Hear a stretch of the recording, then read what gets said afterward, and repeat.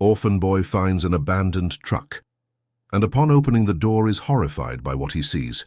Tyler Christopher Bennett walked through the dense woods behind the St. Vincent Orphanage in Asheville, looking for cans and bottles to sell at the town's scrapyard. At 12 years old, the skinny boy with bright eyes already knew every trail in that area like the back of his hand.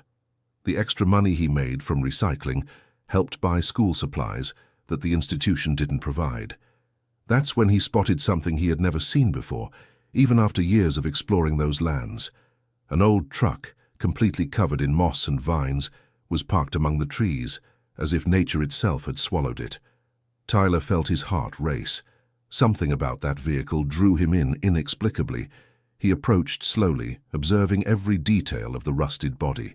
When he forced the driver's door open with both hands, he heard the loud groan of corroded metal giving way. And then it happened. Upon looking inside the cab, Tyler let out a desperate scream that echoed through the entire woods. Dozens and dozens of letters yellowed with time were scattered across the driver's seat and the truck floor. What made Tyler break down in tears wasn't just the amount of correspondence, but the fact that all of them, absolutely all of them, had the same recipient written in careful handwriting. Tyler Christopher Bennett, St. Vincent Orphanage, Asheville, New York. They were letters addressed to him.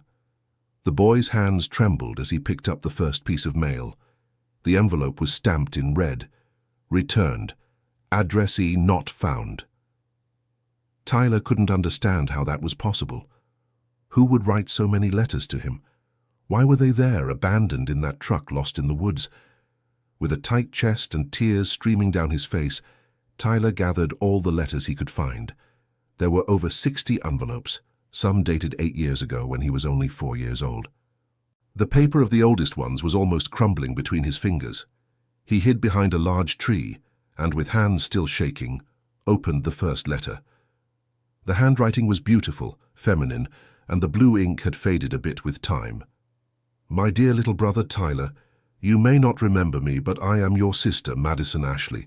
I am 15 now, and you must be 7. I think of you every day and wonder if you are well, if you are growing up strong and healthy. Daddy and Mommy always said you were the most beautiful baby in the world, with those bright little eyes that already showed how smart you would be. Tyler stopped reading. Sister? He had a sister? The director of the orphanage, Mrs. Patricia, had always told him that he had been abandoned as a newborn on the institution's doorstep, that there were no relatives, no family who cared about him. But here was a letter from someone claiming to be his sister. He continued reading with his heart pounding. I know you must be wondering why I took so long to write. The truth is, I only found out where you were last month, when I turned 15 and moved to a youth home. Until then, I was also in an orphanage, but in Savannah, in the northern part of the state. They separated us when you were only 4 and I was 10. Do you remember me, Tyler? You used to call me Maddie, because you couldn't say Madison properly. I taught you how to tie your shoes and brush your teeth by yourself. Tyler's tears fell onto the paper, smudging some words. Hazy memories began to surface in his mind. An older girl helping him with simple daily tasks, a sweet voice singing him to sleep. But those memories were so vague that Tyler had always thought they were just dreams or childhood fantasies. He opened the second letter, dated 6 months after the first. Tyler, my dear little brother, I'm writing again because I didn't get a reply to my last letter. Did you not receive it? Or do you not want to talk to me? Please understand that I never wanted to be separated from you. They said it was better this way, that we'd have a better chance of being adopted if we were in different places. But I would have rather stayed with you even if we were never adopted. Tyler felt a pain in his chest like he had never felt before. He opened another letter, and then another, and another. In all of them, his sister Madison told him about her life, asked about his, sent drawings, talked about dreams she had where the two of them were playing together again. One of the more recent letters, from just 2 years ago, was different from the others. The handwriting was more mature, the language too. Tyler, today I turn 18. I've officially aged out of the adoption system, and now I'm working as a nursing assistant at Burlington Municipal Hospital. I managed to rent a small room, but it's mine. Every day I think of you and wonder why you never answered my letters. Maybe you were adopted by a wonderful family and are living a happy life far from here. I hope that's the case.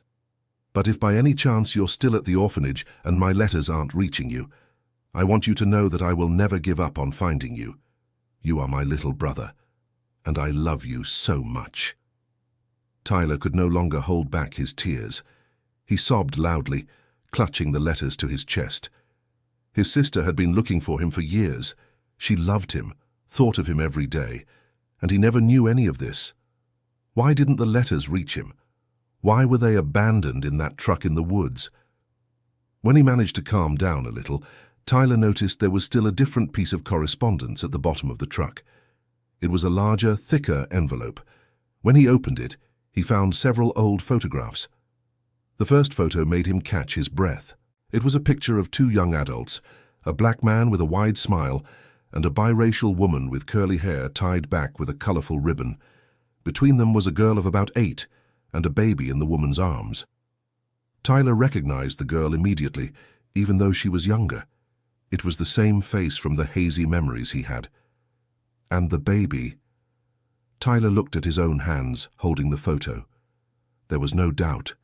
That baby was him. On the back of the photo, in the same handwriting as the letters, was written, "Bennett family, Dad, Mom, Madison, 8 years, and Tyler, 10 months. Last photo before the separation, 2013. Tyler felt his legs give way. He sat down on the damp forest floor, holding the photo reverently. He had parents, he had a family, and for some reason he couldn't comprehend he had been separated from them and never knew this truth. He looked at the other photos. There were several of baby Tyler in Madison's arms, one where she was helping him take his first steps, another where the two were playing with simple toys on the floor of a humble home. In every photo, the love between the siblings was evident. The last photo was more recent. Madison as a teenager, wearing a hospital uniform, smiling at the camera. On the back was written, "For my little brother Tyler, wherever you are. Madison, 17 years old, first day of work at the hospital, May 2020. Tyler gathered all the letters and photos, tucked everything inside his shirt, and ran back to the orphanage. His mind was buzzing with questions. Why did the director never tell him she received letters? Why did they lie about him not having a family? And more importantly, where were his parents now? He arrived at St. Vincent Orphanage breathless and sweaty. It was an old 2-story building, painted white with blue details, housing about 40 children of various ages. Tyler had lived there for as long as he could remember, sharing a dormitory with 7 other boys. He looked for Mrs. Patricia, the director, but the receptionist said she was in a meeting and couldn't be disturbed. Tyler went up to the dormitory, where he hid the letters and photos under his mattress. He needed to think, to organize his thoughts, to decide what to do with this discovery that had turned his life upside down. During dinner, Tyler could barely eat. He watched Mrs. Patricia serving food to the younger children, smiling and patting each one on the head. How could this woman, who seemed so affectionate, have hidden the existence of his own family from him? After dinner, Tyler carefully approached the director. "Mrs. Patricia, could you talk to me for a minute?" The woman in her early 50s, with graying hair always tied in a bun, looked at Tyler with a maternal smile. "Of course, my boy. What do you want to know?" "It's about my family. You always said I was abandoned as a baby, but I wanted to know if anyone ever asked about me or sent any letters." Mrs. Patricia tensed for a moment, but quickly recomposed her smile. "Tyler, my dear, you know that if there had been anyone looking for you, I would have told you. Unfortunately, you were abandoned when you were very little, and no one ever came looking. But you have a family here with us, don't you?" Tyler noticed she had looked away when she answered. It was a sign he had learned to recognize when someone was lying to him. "But are you absolutely sure? Not even a little letter ever arrived?" "Tyler, why these questions? Did something happen?" Mrs. Patricia's voice became a bit harder. Tyler decided to back down. "No, ma'am. It's just that sometimes I wonder, that's all." "Well, don't waste time with these fantasies. Focus on your studies and on being a good boy. Go rest now." Tyler went up to the dormitory, even more certain that something was wrong. Mrs. Patricia's reaction had confirmed his suspicions. She was hiding something from him. That night, Tyler could hardly sleep. He stayed awake rereading some letters by the faint light coming through the dormitory window. Every word from his sister Madison made him feel a mix of joy for knowing he had someone who loved him in the world, and anger for having been deprived of this knowledge for so long. In the most recent letter he found, Madison mentioned she worked at the Burlington Municipal Hospital. Tyler knew Burlington was just a 2-hour bus ride from Asheville. His sister was close. Maybe he could find her. But how? He was a minor. He couldn't travel alone. He didn't have money for the ticket, and he certainly wouldn't have permission from Mrs. Patricia to leave the orphanage. Tyler spent the next few days restless, watching the director's every move, trying to understand why she had hidden his letters.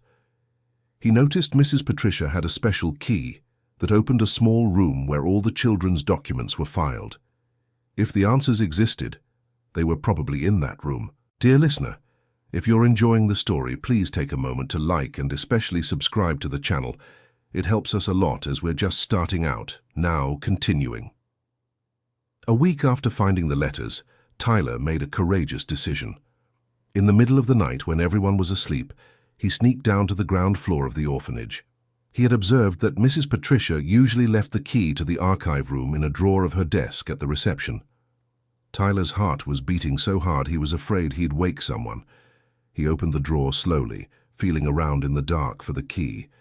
When he finally found it, his hands were shaking so much he almost dropped it on the floor. The archive room was small and stuffy, filled with shelves of folders organized by name and date of entry into the institution. Tyler found his own folder quickly. Tyler Christopher Bennett, entry March 15, 2013. He opened the folder carefully. The first documents were a birth certificate, vaccination record, basic medical reports. But when Tyler reached the official entry documents for the orphanage, he discovered something that shocked him deeply. There was a statement signed by his parents, Michael Bennett and Jennifer Bennett, dated March 2013. In the document, they were not abandoning Tyler.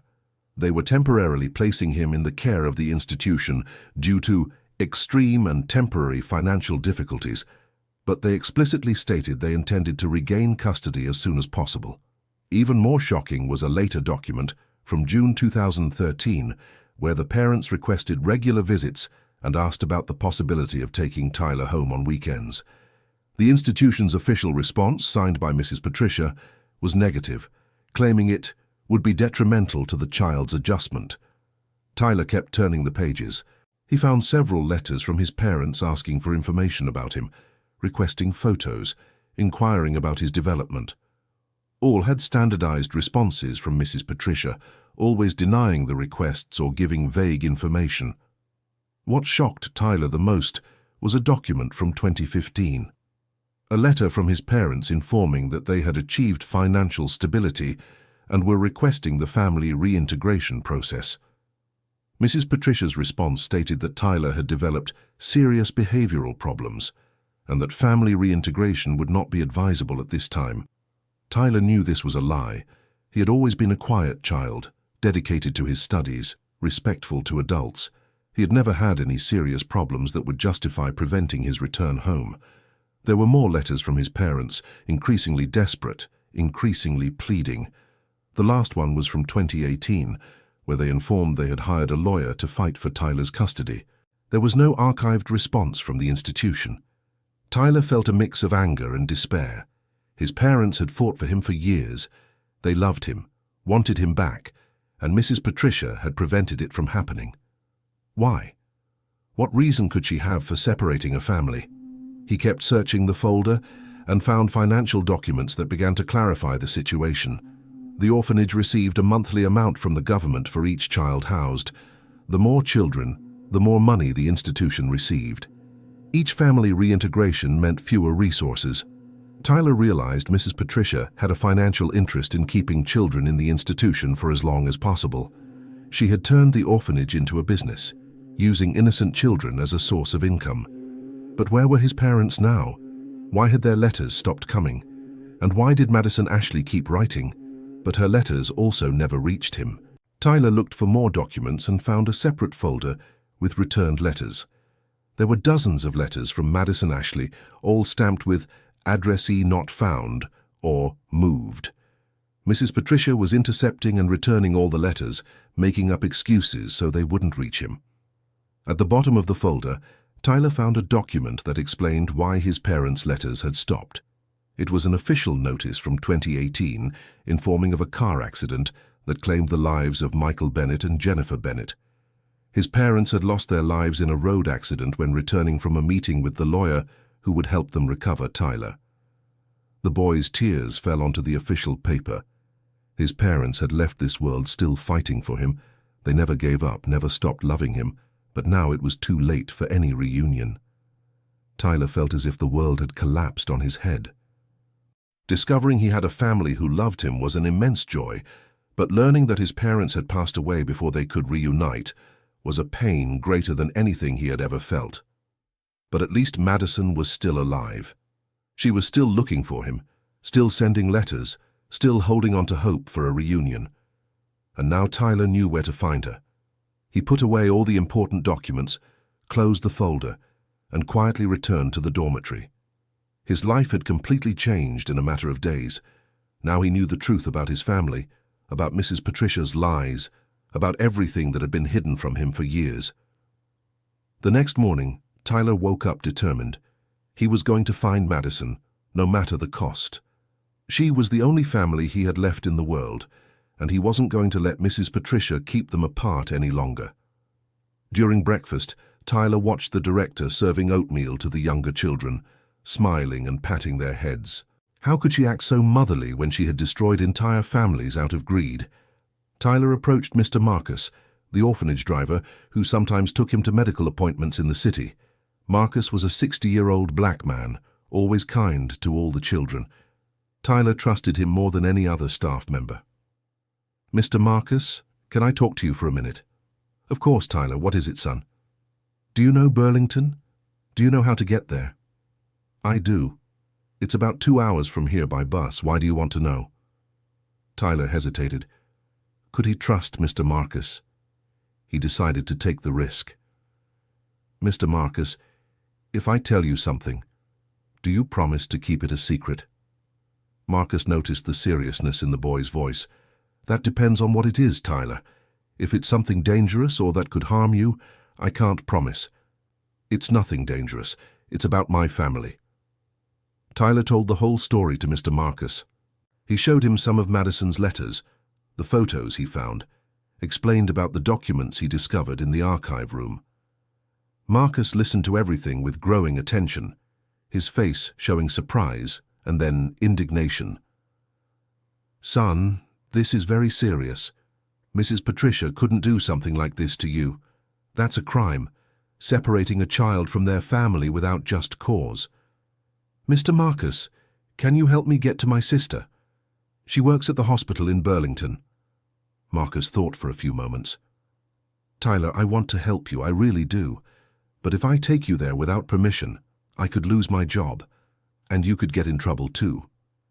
But you said yourself that what Mrs. Patricia did was a crime. She has no right to stop me from seeing my sister. You're right, son, let me think of a way to do this properly."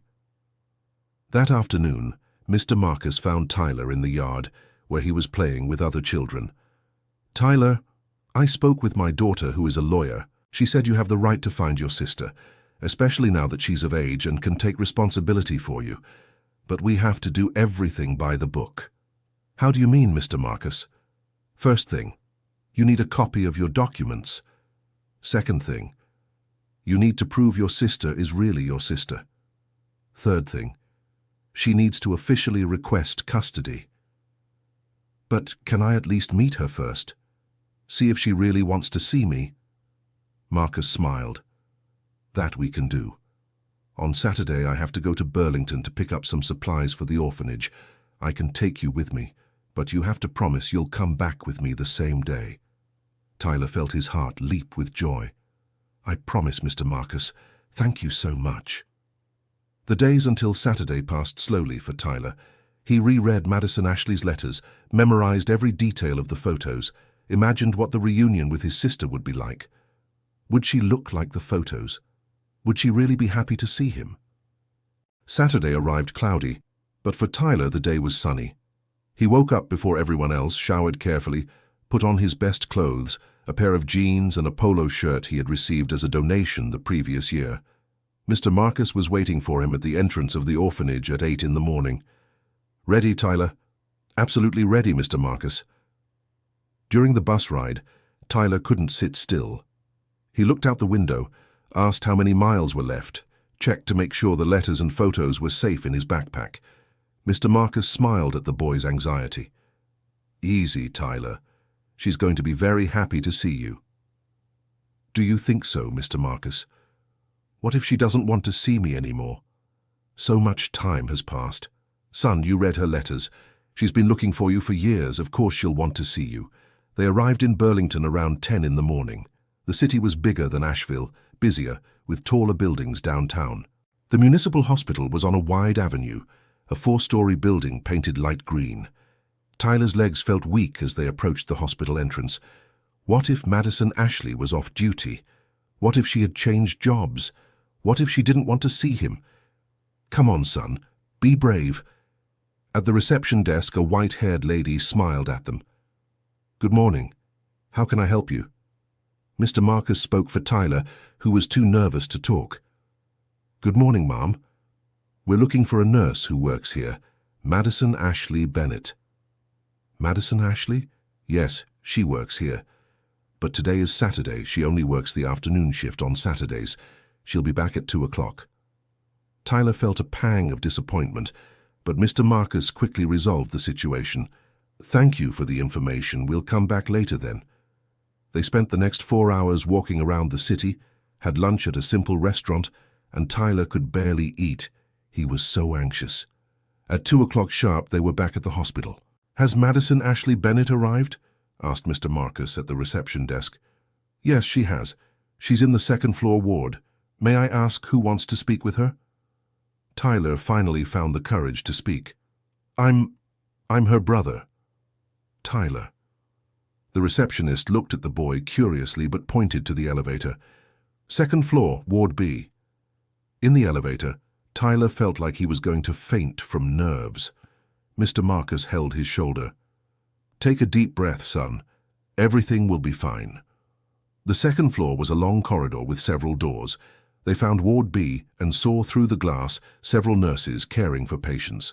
One of them was a young black woman with curly hair tied up with a colorful scarf, exactly like in the most recent photo Tyler had found. It was Madison Ashley, his sister. Tyler stood frozen, looking at her. Madison Ashley was caring for an elderly man, adjusting his pillows, checking his IV. Her movements were gentle, caring, and Tyler could see on her face the same sweetness he remembered from his hazy childhood memories. "It's her, Mr. Marcus. It's my sister."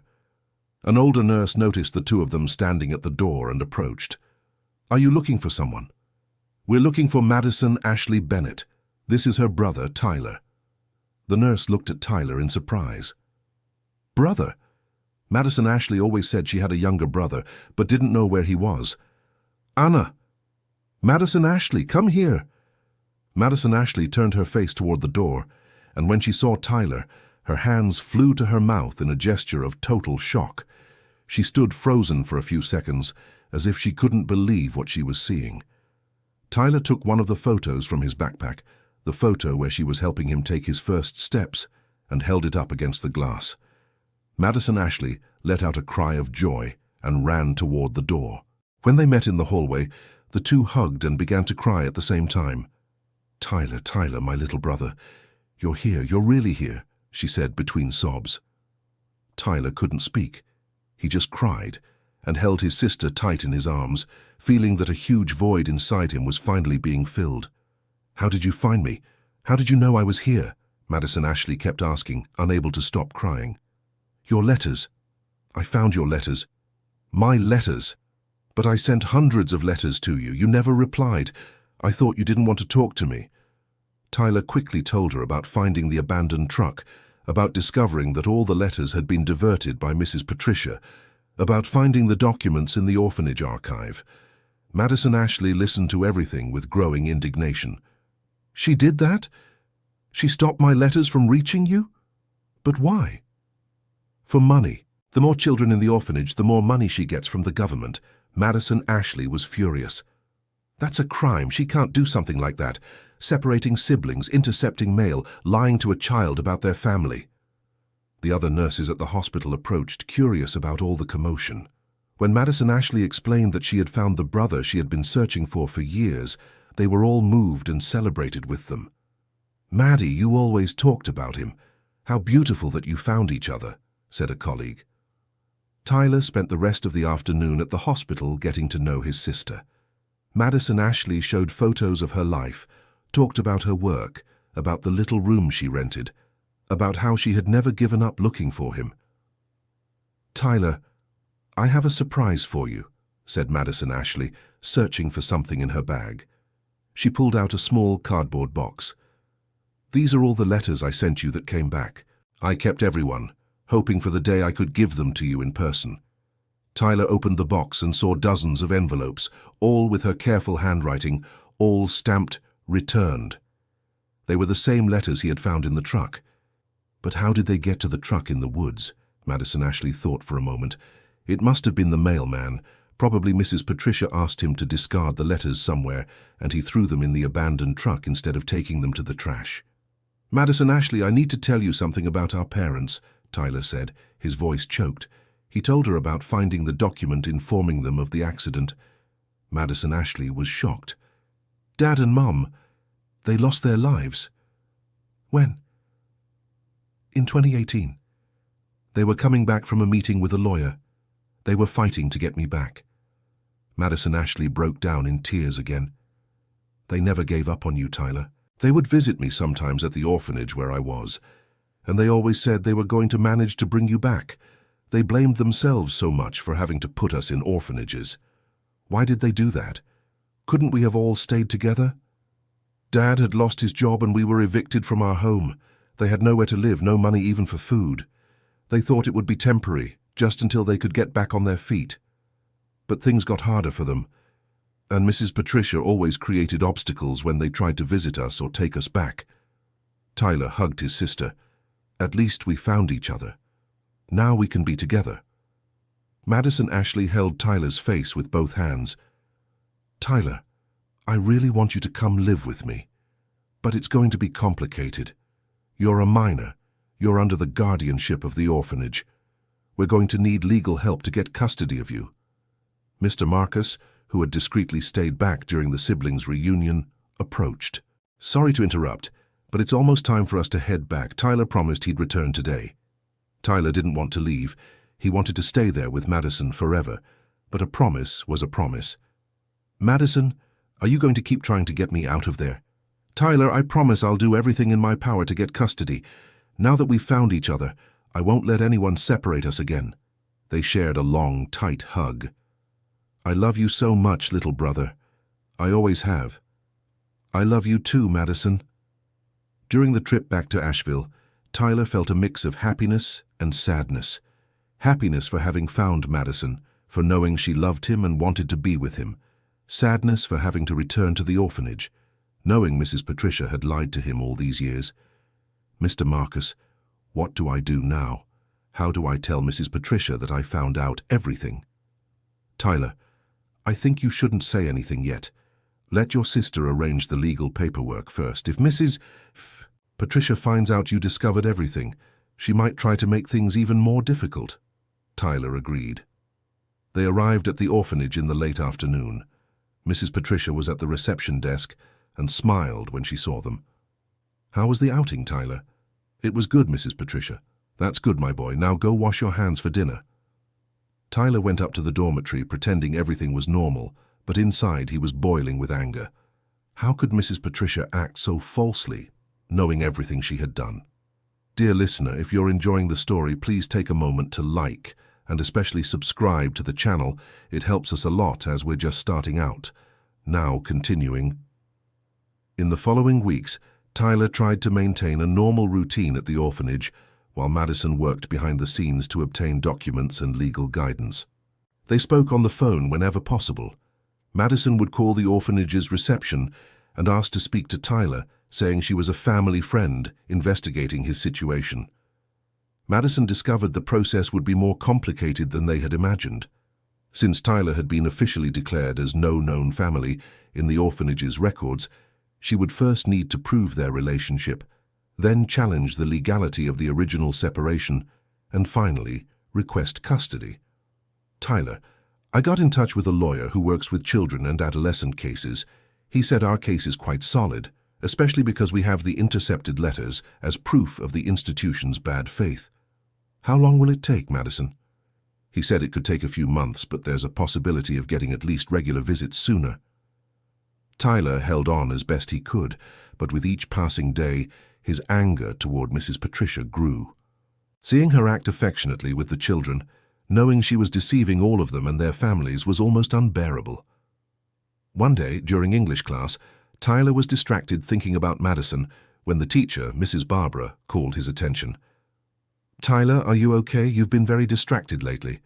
I'm fine, teacher. Do you want to talk about something? If you have any problem, you can trust me. Tyler looked at Mrs. Barbara. She was a woman in her early 40s who had been teaching at the orphanage for over 10 years. She had always been kind to him, always interested in his academic progress. Maybe he could trust her. After class, Tyler approached the teacher's desk. Mrs. Barbara, can I talk to you about something important? Of course, Tyler, have a seat here. Tyler told the teacher the whole story. He showed some of Madison Ashley's letters, explained about the documents he found in the archive. Mrs. Barbara listened to everything with growing concern. Tyler, this is very serious.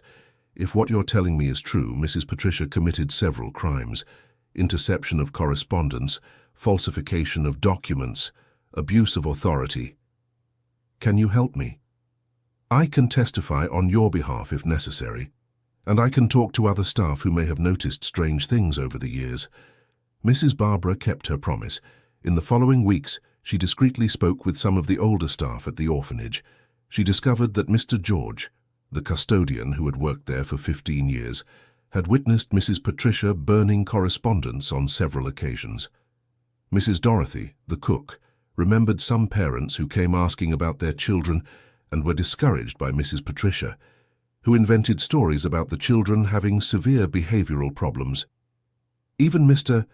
Marcus admitted he always thought it was strange that practically no child from the St. Vincent orphanage was reintegrated with their family or adopted, when at other institutions it happened more frequently. Tyler, it seems you weren't the only case. Mrs. Patricia must have done this to several children over the years, said Mrs. Barbara. This discovery left Tyler even more outraged.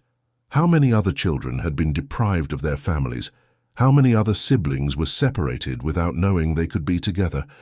1 month after the first meeting with Madison Ashley, Tyler received news that left him euphoric. Madison Ashley called to say that the lawyer had obtained a court order allowing weekly visits, with the possibility of Tyler spending weekends at her house. Is it true, Madison Ashley? I'll be able to stay with you on weekends? Yes. The judge said that while the custody transfer process is underway, you have the right to maintain regular contact with me. Mrs. Patricia can't stop it. When Madison Ashley arrived at the orphanage the following Saturday with the official documentation, Mrs. Patricia was visibly upset. I don't understand. Who are you? How can Tyler have a sister if he has no known family? Madison Ashley remained calm, but Tyler could tell she was trying very hard not to explode with anger. I am Madison Ashley Bennett, the older sister of Tyler Christopher Bennett. I have here all the necessary proof of our relationship, as well as the court order permitting the visits. Mrs. Patricia examined the documents with a sour look. Where have you been all these years?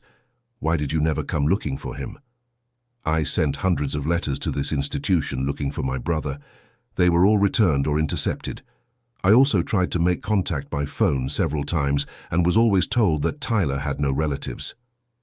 Mrs. Patricia's face turned red. There must have been some mistake in our record. It wasn't a mistake, Ma'am. It was a crime, and the justice system will investigate all of this in detail. Tyler watched the confrontation between his sister and the director with satisfaction. Finally, someone was standing up to Mrs. Patricia and demanding explanations for the lies. Madison Ashley took Tyler's hand. Come on, little brother. Let's spend the weekend together." It was the best weekend of Tyler's life. Madison Ashley took him to see her small but cozy apartment with a living room, a bedroom, a kitchen and a bathroom. It wasn't big, but it was lovingly arranged with plants in the window and family photos on the walls. "This room here I prepared hoping for the day you would come live with me," said Madison Ashley, opening the door to a small room that had been turned into a child's bedroom. It had a single bed, a desk, a small wardrobe, and even some books on the shelf. Tyler was moved. "You prepared a room for me?" "Of course. Ever since I left the orphanage, all the money I managed to save went into setting up a home where we could live together when I found you." They spent Saturday talking, getting to know each other, making up for lost time. Madison Ashley talked about her years at the orphanage in Savannah, about how she studied to get her nursing assistant diploma, about the plans she had for their future. "Tyler, when we get your permanent custody, do you want to keep studying here in Burlington? There's a good school near the house." "I do, Madison Ashley. I want to study, graduate, get a good job to help you." "You don't need to worry about that now, little brother. I just want you to be happy and get back the childhood years you lost." On Sunday morning, Madison Ashley took Tyler to see the cemetery where their parents were buried. It was a difficult but important moment. They brought flowers and stayed there for over an hour, Tyler getting to know his parents through the stories Madison Ashley told. Dad was a construction worker, hard-working, always in a good mood even when things were tough. Mom used to sew for others. She was very affectionate. She would sing while she worked. "They both loved you so much, Tyler. When you were born, they said you were the most beautiful baby in the world." Tyler cried, but this time it wasn't just sadness. It was also relief at finally knowing his story, his origin, understanding where he came from. When it was time to go back to the orphanage, Tyler didn't want to go, but Madison Ashley reassured him. "Just a little more patience, little brother. Soon we'll be together forever." A weekly routine was established.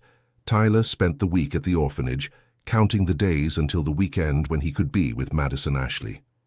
Mrs. Patricia continued to act coldly towards him, clearly bothered by the new situation, but she couldn't do anything against the court order. During one of these weekends, Madison Ashley received a call from the lawyer with important news. "Tyler, Dr. Richardson said he got more evidence against Mrs. Patricia. It seems other orphanage staff are willing to testify about irregularities." "What kind of irregularities?" "Mrs. Barbara and Mr. George have already given statements confirming the burning of correspondence and the refusal of family visits. And there's more. They discovered there are records of at least 10 other children who were separated from relatives when they shouldn't have been." Tyler was shocked. 10 other children? Mrs. Patricia did this to more people? "Worse than that, Tyler.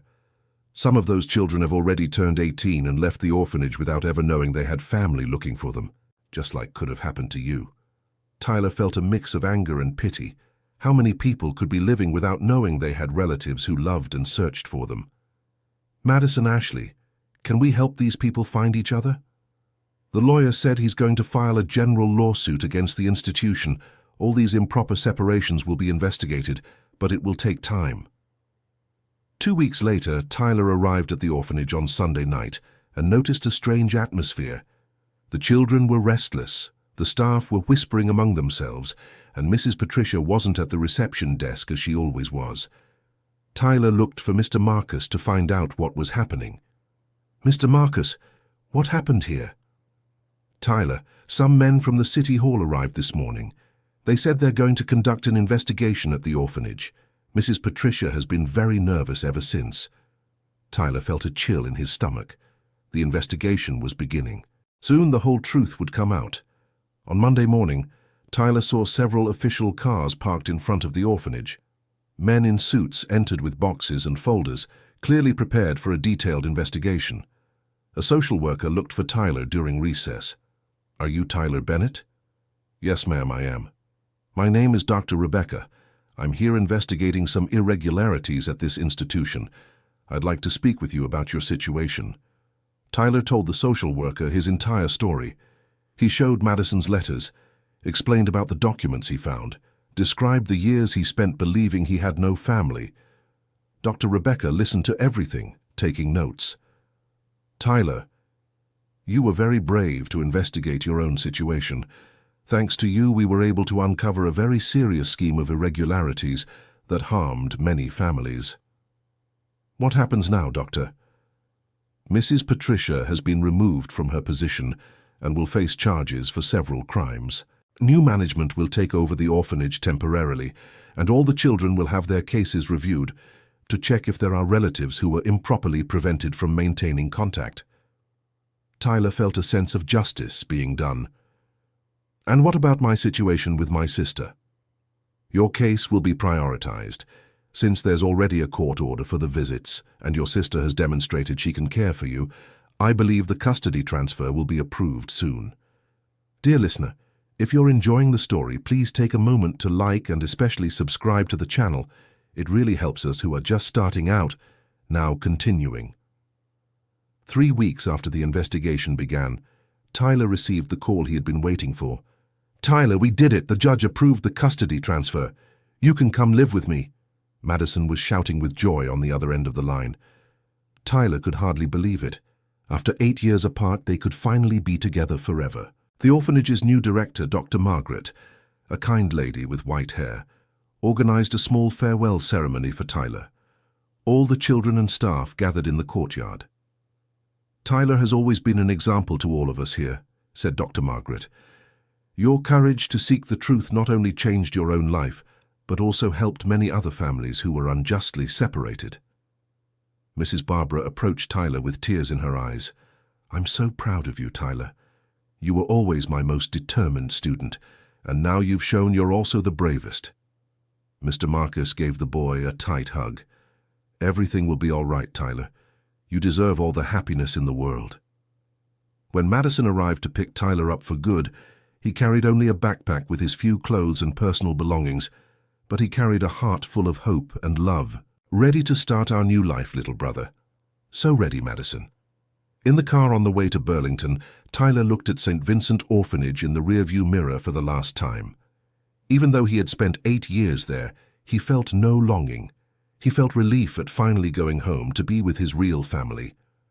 Madison, can I ask you a question? Of course, Tyler. You can ask me anything.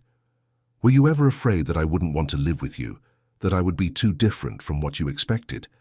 Madison smiled. Tyler, I've loved you since the day you were born. It doesn't matter how you've changed over these years. You are my little brother, and you always will be. There's nothing in the world that could change that. Tyler felt he was finally complete. He had found not just a sister, but a home, a family, a place where he belonged. The first few months living with Madison were a time of adjustment. Tyler had to get used to the freedom of having his own room, being able to come and go as he pleased, and being consulted about household decisions. For someone who had spent their entire life following the strict rules of an institution, this new reality took time to get used to. Madison Ashley was patient and understanding. She knew Tyler needed time to trust completely, to believe that this new life was real and permanent. Tyler, if you want to make changes to your room, we can do that. If you don't like something I cook, just tell me. This house is ours. You have to feel at home here. Madison, can I tell you something? Of course. Sometimes I wake up in the middle of the night, and I'm afraid all of this is a dream, that I'll wake up back in the dormitory at the orphanage. Madison Ashley hugged her brother. This isn't a dream, Tyler. You're home, with me, and you're staying forever. I promise. Tyler started studying at the Robert Frost Municipal School near home. At first he was shy. It was hard to explain his story to his classmates, why he was arriving in the middle of the school year, why he lived with his sister instead of his parents. But gradually he made friends. He discovered he really liked physical education and art. His art teacher, Mrs. Sylvia, was impressed with his drawings. Tyler, you have a very special natural talent. Have you ever thought about developing it? Tyler told Madison Ashley about his interest in art. That's wonderful, Tyler. Let's look for a class or a workshop where you can learn more techniques. Madison Ashley made an effort to provide everything Tyler hadn't had during his years at the orphanage. Not just material things, but especially attention, affection, and interest in his likes and dreams. 6 months after Tyler went to live with Madison Ashley, they received an unexpected call from Dr. Rebecca, the social worker. "Madison Ashley, I have news about the investigation into the St. Vincent orphanage." "What kind of news, doctor?" "We managed to locate families of 6 other children who were improperly separated. 3 have already been reunited, 2 are still in the process, and 1, well, it's a special case." "How is it special?" "It's a girl who left the orphanage last year at 18. Her name is Jessica, and we discovered she has a grandmother who has been looking for her for over 10 years. The girl has nowhere to live. She's staying in a boarding house and working as a cleaner to support herself." Tyler, who was listening to the conversation, became interested. "Madison, can we help her?" "How, Tyler?" "I don't know. Maybe invite her for dinner. Tell her our story. Introduce her to her grandmother." Madison Ashley smiled. Tyler was developing a special sensitivity for helping other people who had been through similar situations. "Doctor, Rebecca, would it be possible for us to arrange a meeting with this girl?" "That would be great. She's very afraid of looking for her grandmother. She thinks she might not be welcomed after so much time." The following weekend, Jessica came to dinner at Madison Ashley and Tyler's house. She was a 19-year-old girl, black, of short stature, with a distrustful look. She had clearly been through many hardships. During dinner, Tyler and Madison Ashley told their story. How they found each other, how they discovered Mrs. Patricia's lies, how they managed to stay together. Jessica listened to everything in silence, but Tyler could see tears forming in her eyes. "You're lucky to have found each other," Jessica finally said. "Jessica, do you know you have a grandmother who has always been looking for you?" asked Madison Ashley gently. "I know. The social worker told me. But I don't know. It's been so long. What if she doesn't want me anymore? What if she just feels sorry for me?" Tyler moved closer to Jessica. "You know what I felt when I found Madison Ashley? Fear too. Fear that she might have changed her mind about wanting me around. But you know what I found out? People who truly love us never stop loving us no matter how much time passes." "Do you really think so?" "I'm certain. Madison Ashley looked for me for 8 years, never gave up. Your grandmother must have done the same thing." Jessica thought for a few moments. Would you go with me if I decided to meet her?" "Of course we would," said Madison Ashley immediately. "We'd be right there with you." A week later, Dr. Rebecca organized the meeting between Jessica and her grandmother, Mrs. Margaret, a 70-year-old lady who lived in a simple house on the outskirts of Burlington. Tyler and Madison Ashley accompanied Jessica to the house. When Mrs. Margaret opened the door and saw her granddaughter, she broke down in tears. "My granddaughter. My dear Bee, you've come back to me." The reunion was emotional. Mrs. Margaret told them she had been searching for Jessica since she was 7 years old, when she was taken from home due to her mother's struggles with substance abuse. "I always knew you'd come home one day, my child. I never lost hope." Jessica cried like a child in her grandmother's arms. "Grandma, I missed you all these years. I remembered you making me cookies, brushing my hair. And I remembered you running through this house, filling everything with joy. This house has been so quiet without you, my granddaughter." Tyler watched the reunion with his heart tight with emotion. It was like reliving his own reunion with Madison Ashley. Jessica decided to move back into her grandmother's house. Madison Ashley helped with the move, and Tyler insisted on helping too. It was becoming a personal mission for him to help other families that had been unjustly separated. "Tyler, you have such a generous heart," said Mrs. Margaret as they arranged Jessica's things in the bedroom. "Your sister must be very proud of you." "I'm the one who's proud of him," said Madison Ashley. "He's becoming a very special young man." A few months later, Tyler had an idea. "Madison Ashley, what if we created a group to help other families that were separated?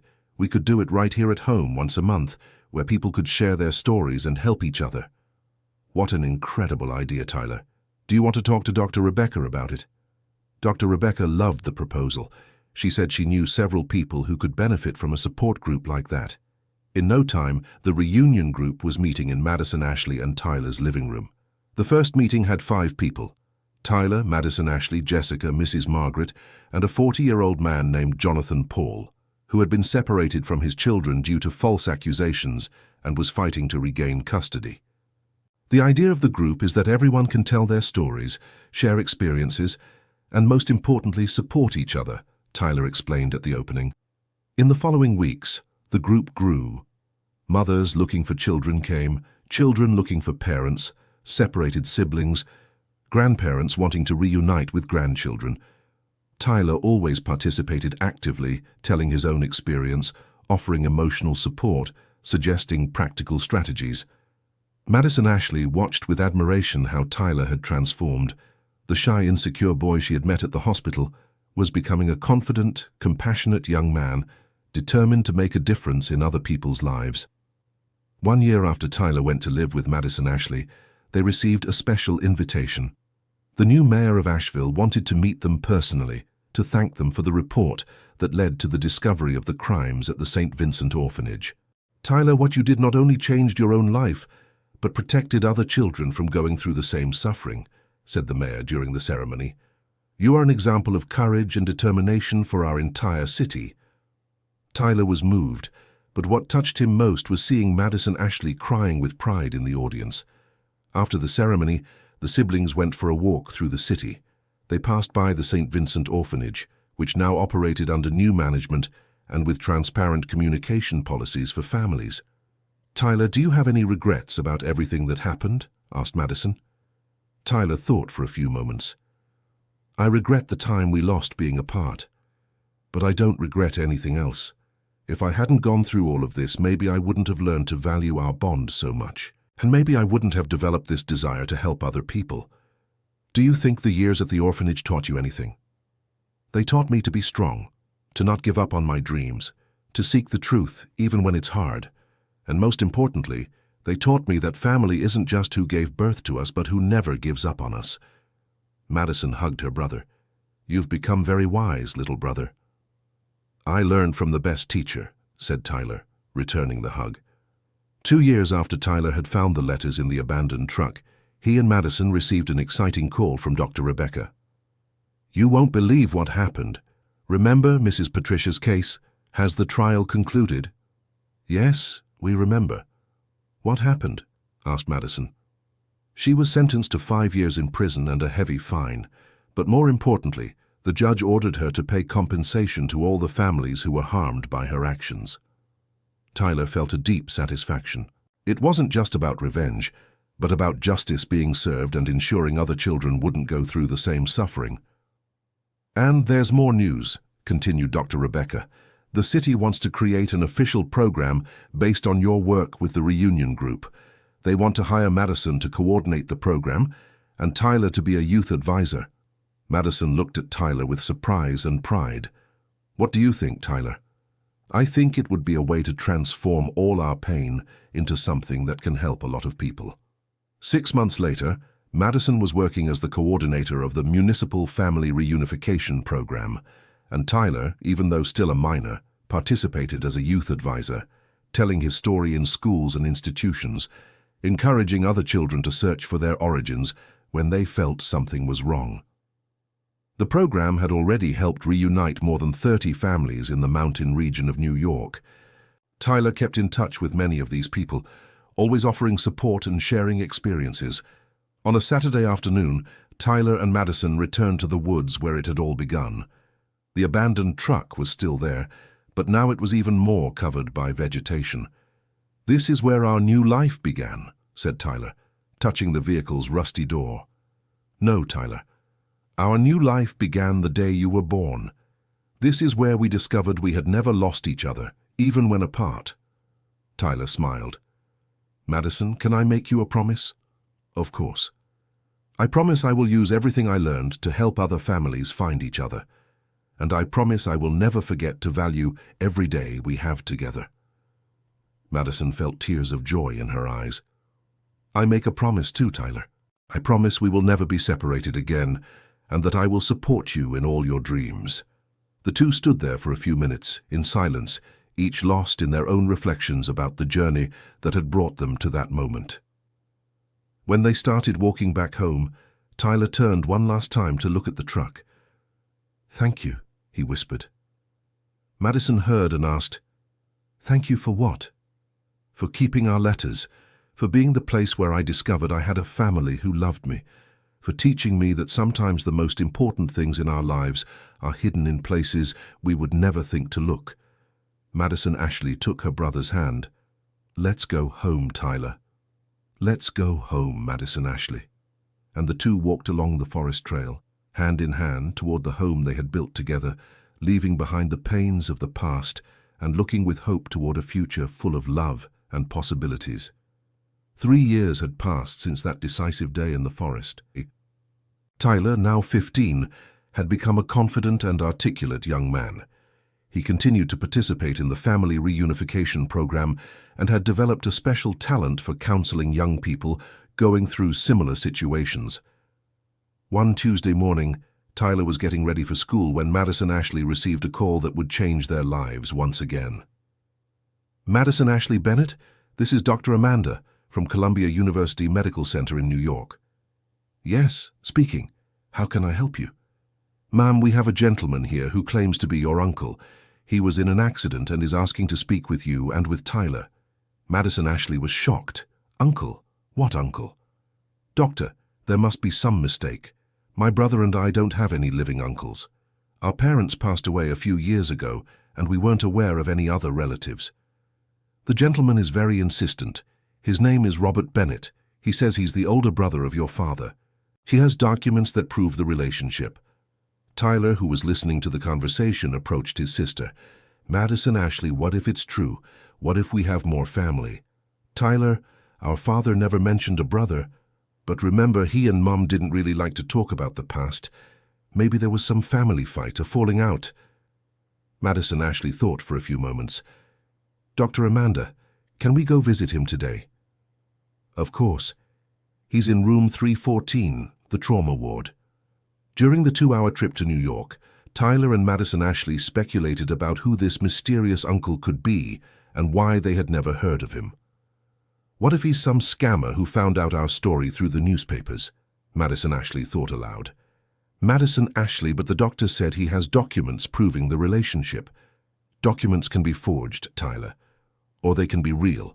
Let's at least meet him before we judge." At the hospital, they were directed to room 314. In the bed was a black man of about 60, with graying hair and features that vaguely resembled those of their father in old photos. When the man saw them enter, his eyes filled with tears. "Madison Ashley? Tyler, you've grown so much." Madison Ashley kept her distance, still suspicious. "Who are you?" "I am Robert Bennett, the older brother of your father, Michael. I am your uncle. Why have we never heard of you?" Robert sighed deeply. "It's a long and painful story. Michael and I had a fight over 15 years ago, over an inheritance from our mother. He thought I had cheated him, and I thought he was being ungrateful. We didn't speak for years." Tyler moved a little closer. "But how did you find out about us?" "Tyler, I never stopped following my brother's life, even from afar. When I found out you had been born, I was very happy. But pride kept me from reaching out to Michael to make peace." Madison Ashley crossed her arms. "And why are you looking for us now?" "Because when I found out that Michael and Jennifer had lost their lives in that accident and that you had been separated, I blamed myself a lot. I should have looked for you sooner. I should have offered help." Robert pulled a folder of documents from under the bed. "Here are the birth certificates proving Michael and I were brothers. Here are photos from when we were kids, from when Michael married Jennifer, from when Madison Ashley was born." Madison Ashley took the photos with trembling hands. There really were photos from the parents' wedding that showed an older man who looked like the father next to the bride and groom. "This one here is you as a baby, Madison Ashley," said Robert, pointing to a photo. "And this one is when Michael told me Jennifer was pregnant again. He was radiant with joy because it would be a boy." Tyler looked at the photo. It was clearly his pregnant mother, next to his father and a man who was unquestionably the person in the hospital bed. "Why did you never look for us when we were little?" asked Tyler. "I did look, Tyler. When I found out you were in orphanages, I tried to get information, but I was told there were no known relatives, that you had been abandoned. I knew it wasn't true, but I couldn't prove it. Madison Ashley felt her heart race. Did you ever go to the St. Vincent orphanage? I went several times, but that director, Patricia something, always said there was no Tyler Bennett there. Said I was confusing you with another child. Tyler sat in the chair next to the bed. Uncle Robert, Mrs. Patricia lied to you. I was always there. She hid information from all the families to keep the children in the orphanage longer. What do you mean, son? Madison Ashley told the whole story to her uncle. The intercepted letters, the forged documents, Mrs. Patricia's conviction, the siblings' reunion. Robert listened to everything with growing indignation. My God in heaven, if I had known that back then, you could have come to live with me from the start. You never would have had to be apart for so long. Uncle Robert, how did you know where we were now? Asked Madison Ashley, still a bit suspicious. I saw a newspaper report about the family reunification program you created. When I saw the full names and the photos, I knew immediately it was you. I caught a bus right then to come look for you, but at the bus station a car hit me while I was crossing the street. Tyler felt sorry for his uncle. Are you badly hurt? I broke my leg and a few ribs, but it's nothing compared to the happiness of having found you. Madison Ashley was starting to believe Robert was really her uncle, but she still had reservations. Uncle Robert, can you tell us some things about our father that only a brother would know? Robert smiled, but Michael had a scar on his forehead from when he fell off his bike at 8 years old. He loved eating peanut candy, but only the kind our mother made. When he got nervous, he would scratch his left ear. And he had a dream. He wanted to build a house with a big backyard for the kids to play in. Madison Ashley was moved. All of this matched her memories of her father. And about our mother? Asked Tyler. Jennifer was an incredible woman. She sang all the time, had the most beautiful hair I've ever seen, and did perfect sewing. Michael told me that when you were born, Tyler, she spent the whole night singing for you to sleep. Tyler felt tears in his eyes. He was finally learning details about his mother he had never known. Uncle Robert, where do you live? Asked Madison Ashley. I have a small house in Newark. It's not big, but it's paid off. I've worked as a mechanic for over 30 years. I have a small shop that gives me a reasonable income. Tyler and Madison Ashley exchanged looks. Madison Ashley noticed Tyler was quickly growing fond of his uncle, but she still needed time to process everything. Uncle Robert, would you allow us to visit your home when you leave the hospital? We'd like to get to know your life better, see family photos. Of course, it would be an honor to have you at my house. Tyler held his uncle's hand. Uncle Robert, you have no idea how good it is to discover we have more family. I thought Madison was all I had in the world. And I thought I had lost my entire family when Michael and Jennifer passed away. Discovering that you are well, that you are together, that you've become such special people, is the greatest gift I could receive. When they left the hospital, Madison was still processing everything. Tyler, do you think we can trust him? Madison, he had all the correct information about our parents, and the photos don't lie. Besides, why would anyone make up a story like that? I don't know. Maybe for money? Our case became quite well known. Maybe he wants to take advantage somehow. Or maybe he really is our uncle and is telling the truth. Madison sighed. You're right. Let's give him a chance. But carefully. A week later, Robert was discharged from the hospital. Tyler and Madison went to pick him up and took him to see Burlington and the house where they lived. Robert was moved to see the little room Madison had prepared for Tyler years before. Madison, you took such good care of your little brother. Michael and Jennifer would be so proud of you. I just did what any sister would do. No, my dear. You went beyond. You fought. You never gave up. You rebuilt the family they had destroyed. That is much more than many people could do. Tyler showed his uncle his drawings, told him about the family reunification program, explained his plans for the future. Tyler, you have the same determination as your father, and the same generous heart as your mother. The following weekend it was Tyler and Madison's turn to visit Robert's house in Newark. It was indeed a small and simple house, but tidy with care and full of family photos. Robert showed entire albums with photos of their parents, of their father's childhood, of the wedding, of Madison's early years. Uncle Robert, you have so many photos of us. said Madison, moved. "Michael always sent me photos when we weren't fighting, and even after the fight I still got information about you through mutual friends." Tyler found a photo that particularly moved him.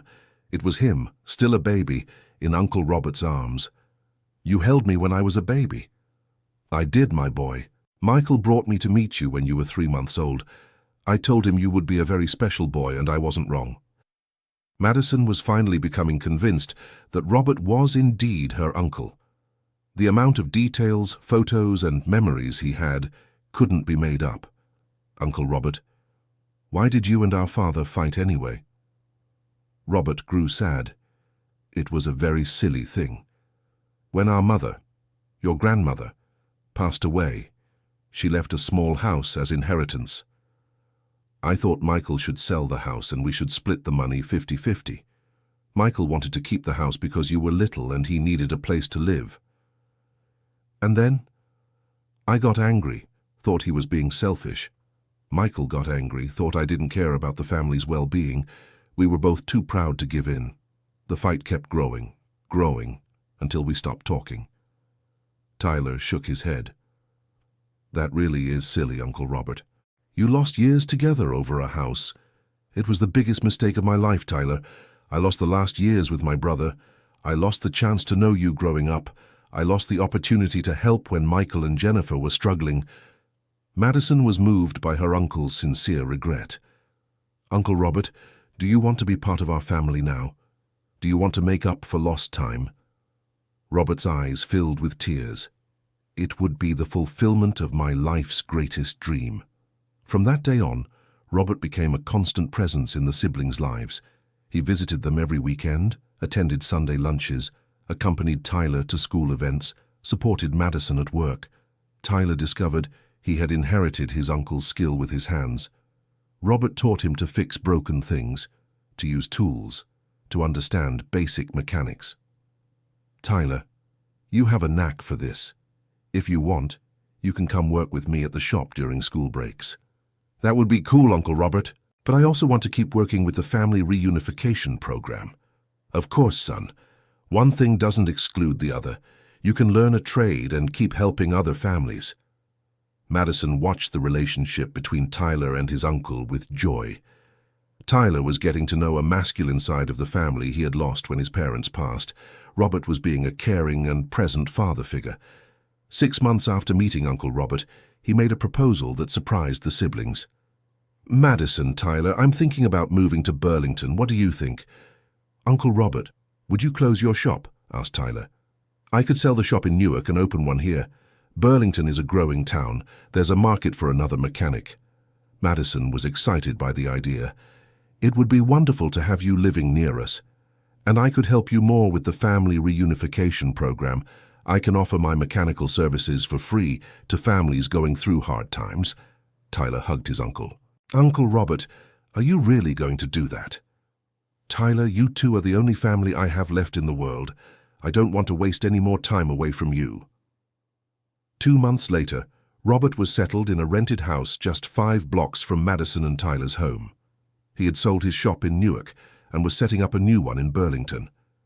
The uncle's presence brought a new dynamic to the family. Madison could count on him when she needed to travel for work. Tyler had a male figure to talk to about typical teenage matters, and Robert finally had the family he had lost years before. 1 year after his uncle's move to Burlington, Tyler made an important decision. "Madison, Uncle Robert, I want to do something special to mark everything we've lived through together." "What do you have in mind, son?" asked Robert. "I want to organize a big reunion of all the families who managed to reconnect through our program. Her family party, where everyone can celebrate the reunions." Madison loved the idea. "Tyler, that would be beautiful. We could do it in the town square, invite the whole community." Robert got excited too. "I can help with the practical side. I can borrow sound equipment, help set up tents." The reunion celebration was held 3 months later. Over 200 people participated. There were families who had reunited, professionals who worked with family reunification, local authorities, and many curious people interested in the cause. Tyler was invited to give the opening speech at the party. 4 years ago, I was just a boy who thought I had no family in the world. Today, I know that family isn't just who shares our blood, but who shares our love. Some people here reunited after years apart. Others discovered they had relatives they never knew. But we all discovered one thing. True love is never lost. It just stays stored away waiting for the right moment to reunite. The audience gave a standing ovation. Madison and Robert cried with pride. During the party, Tyler met many of the people he had helped over the years. Jessica, who was now studying nursing and living happily with her grandmother. Jonathan Paul, who had regained custody of his children. Many other families who were reunited through the program. "Tyler, you changed so many people's lives," said Jessica. "If you hadn't encouraged me to look for my grandmother, I might have spent my whole life alone." "Jessica, I only did what Madison did for me. I showed that it's worth fighting for family." At the end of the party, when it was already getting dark and people were starting to leave, Tyler went back up on the makeshift stage. "I want to make one more speech really quick," he said into the microphone. 4 years ago, I found an abandoned truck in the woods. Inside it were letters that changed my life forever. Today I know that truck wasn't abandoned. It was waiting for the right moment to give me the most precious gift I could ever receive, the discovery that I had a family. Tyler paused and searched for Madison and Robert in the crowd. "Madison, you never gave up on me. Uncle Robert, you never stopped looking for us. You taught me that family is who fights for you, even when you don't know that fight exists." Emotion overtook his voice. "I want to say to all the children who might be hearing this, if you feel in your heart that there's someone in the world looking for you, don't give up looking either. If you feel your story isn't complete, investigate, ask, search. Sometimes the answers are in places we'd never think to look." Tyler stepped down from the stage and ran to hug Madison and Robert. The three stood there, embraced in the middle of the square, surrounded by hundreds of people who had been touched by their story. That night, when they returned home, Tyler went to the room Madison had prepared for him years before. On the wall, he had framed some of the original letters Madison had sent to him, the photos found in the truck, and a recent picture of the three of them together. Madison appeared in the doorway.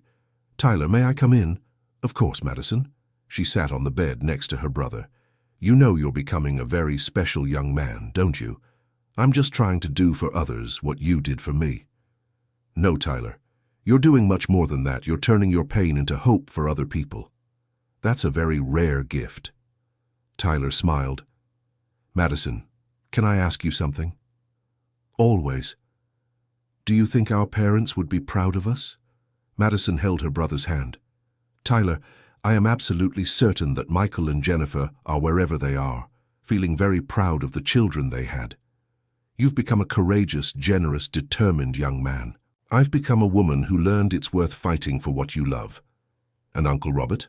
"Uncle Robert taught us that it's never too late to rebuild family bonds. That forgiveness and love are stronger than any past hurt."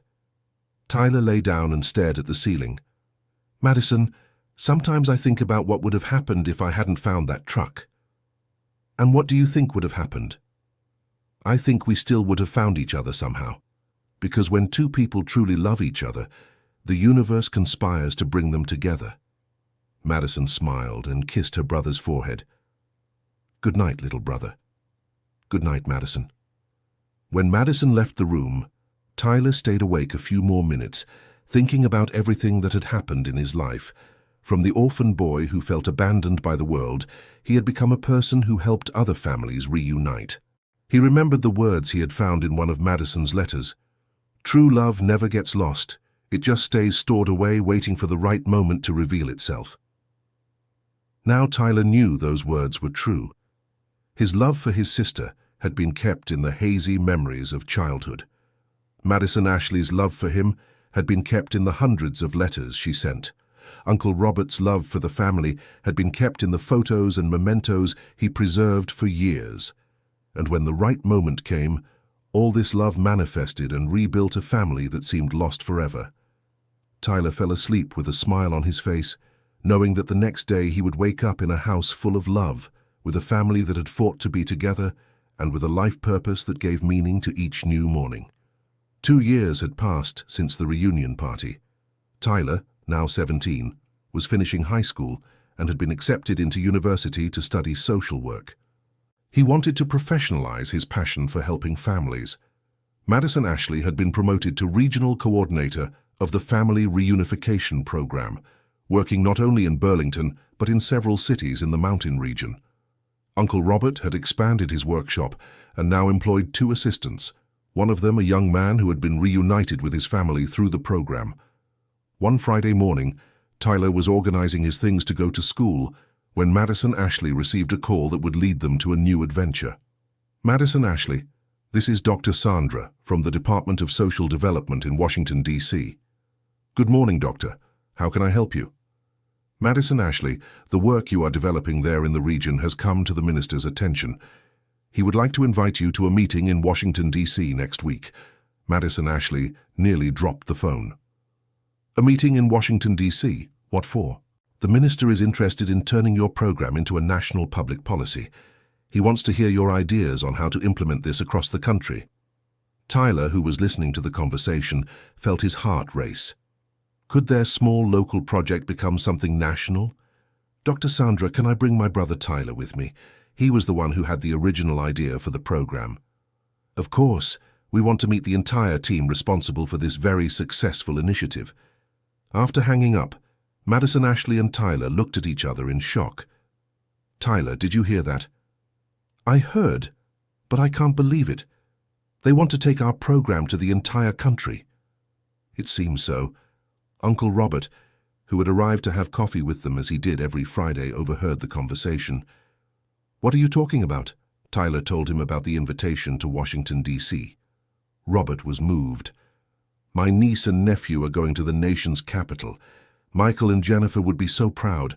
The following week, Tyler and Madison Ashley were on an airplane for the first time in their lives, on their way to Washington, D.C. Tyler looked out the window, amazed by the clouds and the landscape below. Madison Ashley, do you think we're ready for something so big? Tyler, if we manage to rebuild our own family and help hundreds of other families, we can do anything. At the department, they were welcomed by a team of advisors and by the minister himself, a friendly 50-year-old man interested in hearing their experiences. Tyler and Madison Ashley, your program is being considered a successful model for family reunification. We want to understand how it works in practice. Tyler, initially shy, gained confidence as he told the story. Minister, it all started when I discovered I had been separated from my family due to irregularities at an institution. From there, we understood that many other families could be going through the same situation. Madison Ashley added, what sets our program apart is that it's not just bureaucratic. We offer emotional support, psychological counseling, and most importantly, we give a voice to those who have experienced separation. And how do you map out separated families? Asked an advisor. We work on multiple fronts, explained Tyler. Partnerships with orphanages and foster homes, publicity on local radio stations, in-person support groups, and mainly word of mouth. When a family is reunited, they naturally tell other people who might be in a similar situation. The secretary was impressed. In how many cases have you managed to achieve reunification? In 3.5 years, we've managed to reunite 240 families in the mountain region, said Madison with pride. And what is the success rate of the reunions? About 80% of the reunions result in stable family living, replied Tyler. The other 20% are sometimes situations where people prefer to maintain only sporadic contact, but they still consider the reunion positive. The secretary turned to his advisors. Are you seeing this? This is exactly the type of program we need to replicate nationally. For Tyler and Madison, what followed was like a dream. They spent 3 days in technical meetings, presenting methodologies, explaining processes, suggesting adaptations for different regions of the country. Tyler, one thing that catches my attention is your age, said the secretary in a more informal conversation. You are only 17 years old and already show impressive maturity for social issues. Mr. Secretary, when you go through a difficult situation in childhood, you learn early that you can choose between staying resentful or using that experience to help other people. I chose the second option. On the last day in Washington, D.C., The secretary made the official proposal. We would like to invite you to coordinate the national implementation of the family reunification program. Madison would be the national coordinator and Tyler would be the national youth advisor, even though he is a minor. Madison looked at Tyler before answering. Mr. Secretary, it is an honor to receive this invitation, but can we have some time to talk as a family and give an answer? Of course, but know that the country needs your work. On the plane back to New York, Tyler and Madison could barely talk, still processing everything that had happened. Tyler, do you realize what this means? Said Madison when the plane took off. It means our story can help thousands of families across the entire country. But it also means big changes in our lives. Maybe we'll have to move to Washington, D.C., travel constantly. Tyler thought for a few moments. Madison, remember when you decided to look for me, even without knowing if you would find me? I remember.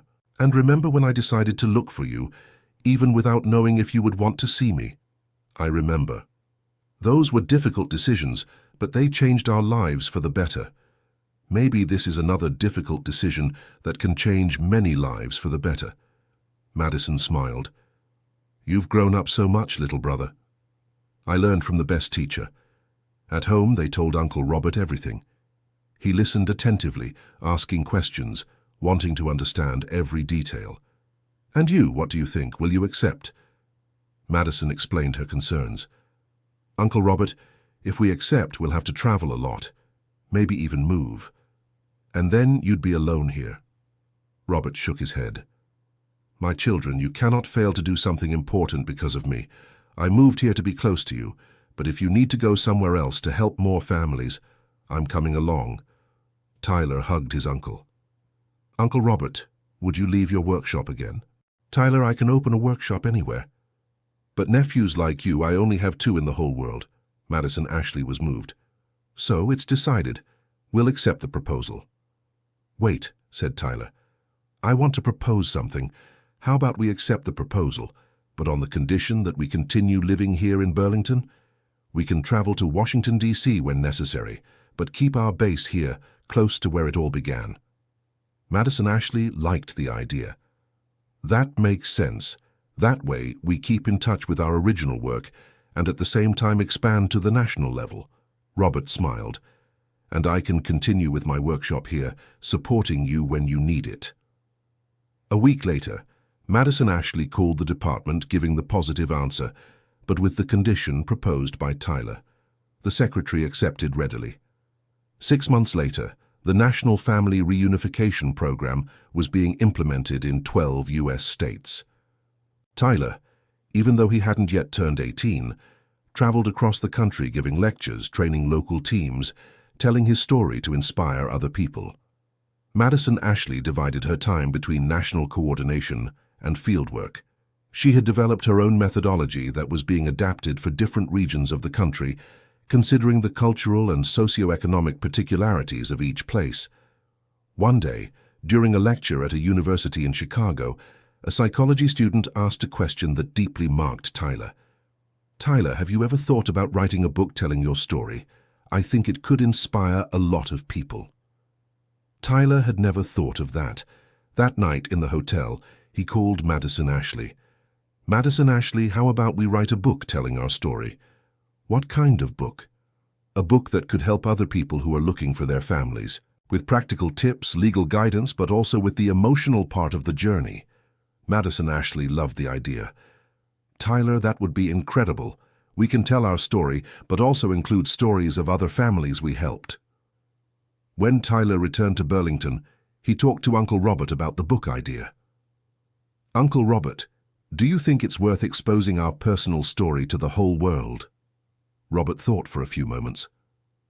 Tyler, our story has already helped hundreds of families. If it can help thousands through a book, I think it's worth it, yes.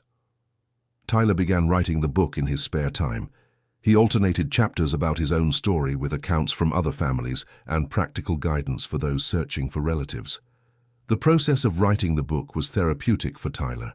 He could reflect on his entire journey, from the insecure boy who found letters in an abandoned truck to the 18-year-old young man, he had already come of age, who coordinated a national program.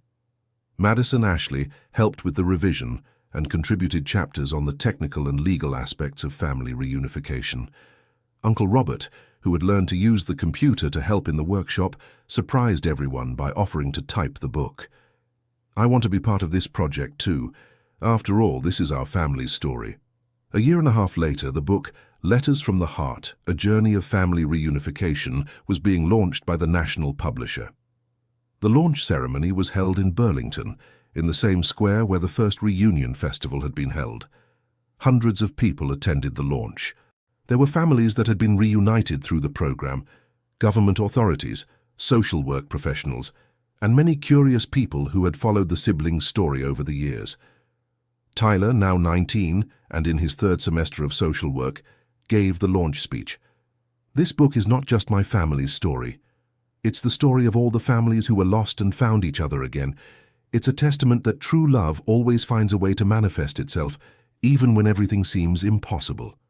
Madison Ashley added, "We hope this book reaches the hands of people who are searching for their families, and that they find in our words the courage and guidance needed to not give up the search."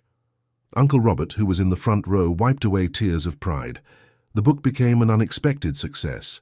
In 6 months, it had sold over 50,000 copies and was being translated into other languages. More important than the commercial success, Tyler received hundreds of letters and emails from people who had been inspired by the story to search for their own families. One of these letters deeply moved Tyler. It was from a 40-year-old woman named Sonia from Miami. "Tyler, I read your book and identified a lot with your story. I was separated from my daughter when she was 5 years old due to personal problems I faced at the time. She is 15 now and is in an orphanage in Phoenix. For years I tried to contact her, but they always discouraged me, saying it would be better for her if I didn't show up. After reading your book, I understood that I need to fight for her. Can you help me?" Tyler immediately contacted Sonia and put her in touch with the program coordination in Arizona. 3 months later, he received a photo of Sonia hugging a beautiful teenager with the following message: "Tyler, I found my daughter again. Thank you for giving me the courage not to give up." These stories multiplied. The book was generating a national movement of people searching for their families. 2 years after the book's launch, Tyler was finishing his social work degree when he received an invitation that surprised him. The United Nations wanted him to participate in an international conference on child and adolescent rights. "Madison Ashley, they want me to represent the United States at a UN conference." "Tyler, that's incredible. You're going to represent our country speaking about family reunification. I don't know if I'm prepared for something so big." Madison Ashley held her brother's shoulders. "Tyler, you were prepared at 12 when you decided to search for the truth about your family. You were prepared at 15 when you decided to help other families. You were prepared at 18 when you agreed to coordinate a national program. Why wouldn't you be prepared now?" Uncle Robert, who was following the conversation, agreed. "Tyler, you've already proven you're prepared for any challenge. Now it's time to take your message to the world." The UN conference was held in New York. For Tyler, who had grown up in a small orphanage in Asheville, speaking to delegates from over 100 countries was a surreal experience. "Ladies and gentlemen, my name is Tyler Bennett, and 10 years ago, I was just an orphan boy who thought he had no family in the world. Today, I represent a program that has already reunited over 2,000 families in the United States and is inspiring similar initiatives in other countries in North America." Tyler told his story, explained the methodology of the American program, and made a bold proposal. "I propose that we create an international family reunification network, a global database where people from any country can register information about relatives they are searching for. With the technology we have today, it's possible to connect separated families even when they are on different continents." Tyler's proposal was welcomed with enthusiasm by the delegates. 6 months later, the International Family Reunification Network was being developed with UN support and funding from several countries.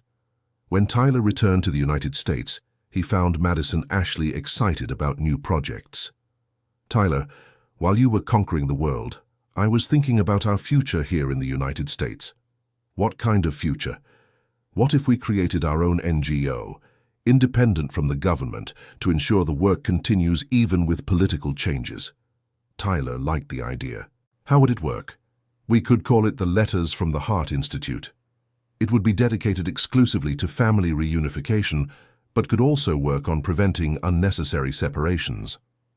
Uncle Robert, who now actively participated in all the family's important decisions, offered a practical suggestion. I can donate the lot next to my workshop for you to build the NGO's headquarters. Tyler was moved. Uncle Robert, you would do that? Tyler, Madison, you turned the pain of family separation into hope for thousands of people. It's the least I can do to support this work. A year later, the Letters from the Heart Institute headquarters was inaugurated. It was a small but functional building with rooms for consultations, an auditorium for lectures, a library specialized in family rights, and even a small museum telling the history of the family reunification movement in the United States. Tyler, now a social work graduate, was the Institute's president. Madison was the technical coordinator. Uncle Robert, at 65, had retired from the auto shop and worked as a volunteer at the Institute, handling maintenance and helping with family transportation. At the inauguration, Tyler gave an emotional speech. This institute was born from pain but grew with love. It was born from separation but grew with reunions. It was born from abandonment but grew with the certainty that every family deserves the chance to be together. Madison added, "We dedicate this institute to the memory of our parents, Michael and Jennifer Bennett, who never gave up on reuniting us, and to all the families still searching for each other, don't give up. Love always finds a way." Uncle Robert moved, spoke his first public words at a ceremony. "I lost 10 years of being with my brother Michael because of pride and hurt. But I gained the chance to watch Tyler and Madison become the extraordinary people they are today. If our family could rebuild after so much suffering, any family can." In the audience were hundreds of families that had been reunited over the years. There were also government officials, representatives from other countries interested in replicating the program, and journalists from national and international outlets. But for Tyler, the most important thing was seeing some children from the new St. Vincent orphanage, which now operated with full transparency, participating in the ceremony. They represented the hope that no more children would be deprived of the right to know their origins and maintain contact with their family. 5 years after the Institute's inauguration, Tyler was celebrating his 30th birthday when he received an unexpected call. "Tyler, this is Brandon, remember me? I was your roommate at St. Vincent Orphanage." Tyler remembered immediately. Brandon was 2 years younger than him and always very shy. "Brandon, of course I remember. How are you?" "I'm good, Tyler. I left the orphanage when I turned 18 5 years ago. I work at a clothing store here in Asheville. But I called because, well, I read your book. I've followed your work. And now I need your help." "What kind of help?" "Tyler, I never told anyone, but I remember things from my childhood. I remember a woman who called me my prince. I remember a house with a big backyard. I remember a dog. But Mrs. Patricia always said they were just dreams, that I had been abandoned as a newborn." Tyler felt his heart race. Another case like his. "Brandon, you want me to help you investigate your past. Would you do that, Tyler, even after all this time without speaking?" "Brandon, everyone who passed through St. Vincent Orphanage is my family. Of course I'll help you." Tyler and Madison dedicated themselves to Brandon's case with the same dedication they had for all the others. They discovered he had been registered as abandoned, but there were inconsistencies in the documents. After 3 months of investigation, they found a lead. Brandon had an aunt who lived in Richmond and had never stopped looking for him. The reunion of Brandon with his Aunt Margaret was emotional. She told him that Brandon had been removed from his mother's custody, who had passed away when he was 6 years old, but that the family had never been consulted about adoption by relatives. "Brandon, my boy, I looked for you for over 15 years. I never stopped believing I would find you one day." Tyler watched the reunion with the same emotion he felt in every case he helped with. Every reunited family was a victory against the injustices of the past. Brandon moved to Richmond to be near his aunt, but kept in constant contact with Tyler. A few months later, he became a volunteer at the Letters from the Heart Institute, specifically helping young people who had gone through similar situations. "Tyler, I want to repay everything you did for me," said Brandon at one of the Institute's monthly meetings. "Brandon, you don't need to repay me anything. Just having been able to reunite with your family is the best repayment I could receive." "No, Tyler, I want to do more. I want to help other young people like us. I want them to know it's possible to find their families, even when it seems impossible." This conversation gave Tyler a new idea. What about creating a specific program for young people who had grown up in institutions and wanted to investigate their origins? "Madison, what about we create the Origins Project, specifically aimed at young people between 18 and 30 who grew up in orphanages and want to learn their family history?" Madison loved the idea. "Tyler, that would be revolutionary. These young people are already adults. They can make their own decisions about whether or not to search for their families." Uncle Robert, now 70 years old but still very active, suggested, "Why not partner with universities? Law and social work students could help with the research as part of their internships." The Origins Project was launched the following year and became one of the Institute's most successful. In 2 years, it had helped more than 300 young adults investigate their personal and family histories. Tyler, now 32, was reflecting on his journey one Sunday afternoon, sitting in the backyard of the house he lived in with Madison and Uncle Robert, who had sold his house and moved in permanently with his niece and nephew. Madison approached with 2 cups of coffee. "What are you thinking about, little brother?" "I was thinking that 20 years ago, I was a 12-year-old boy who felt completely alone in the world. And today..." Tyler looked around. His house had become a meeting point for dozens of reunited families. There was always someone visiting, sharing news, asking for advice, or simply sharing the joy of being with their loved ones. "Today, our house is always full of family," Madison completed. "Not just our blood family, but our heart family," said Tyler. Uncle Robert approached, returning from his daily walk through the city. "What are you two talking about?" "We were talking about how our family has grown over the years," replied Madison. Robert smiled. "Remember when I moved here and you were worried about whether it would work out, the 3 of us living together?" "I remember," said Tyler. "I was afraid it would be strange, that it would change our dynamic. And instead of changing for the worse, it changed for the better," said Madison Ashley. "The 3 of us complete each other in a very special way." Tyler stood up and hugged them both. "You know what I've learned all these years?" "What?" asked Madison Ashley and Robert at the same time. "That family isn't just who brought us into the world. Family is who chooses to stay by our side, who fights for us, who celebrates our victories and supports us in difficult times. Family is who turns a house into a home." Madison Ashley was moved. "Tyler, you've always had a special wisdom for these things." "I learned from the best teachers," said Tyler, looking at her and at his uncle. At that moment, the phone rang. It was an international call from a young Brazilian woman who had lived in France for 10 years and had lost contact with her family. "Tyler Bennett, my name is Rebecca. I read your book and I need your help to find my mother in Brazil." Tyler smiled at Madison Ashley and Uncle Robert. "Excuse me, I have a family to reunite." And so the cycle continued. Each day, a new story of separation turned into hope for a reunion. Each week, a new family discovered that love had withstood time and distance. Each month, the network of people touched by Tyler and Madison Ashley's work grew a little larger.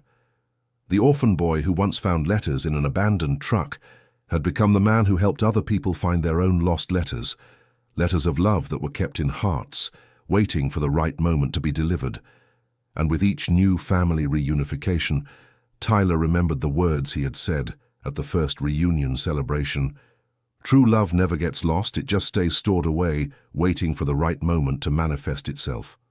Years later, when journalists asked Tyler what had been the most important moment of his life, he always gave the same answer. "It was when I opened that rusty door and saw the letters that changed everything." But the most important thing wasn't the letters I found inside. It was discovering that my family's love was always with me, even when I didn't know it.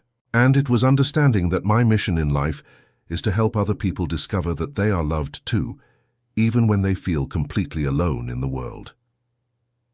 End of story. So, what did you think of this moving story? Tyler taught us that we should never give up searching for those we love. Tell us in the comments, do you believe family love always finds a way to manifest itself? Has anyone out there been through a similar family reunion situation? Leave your honest opinion, like the video if the story touched your hearts, and don't forget to subscribe to the channel for more stories that will stir your emotions.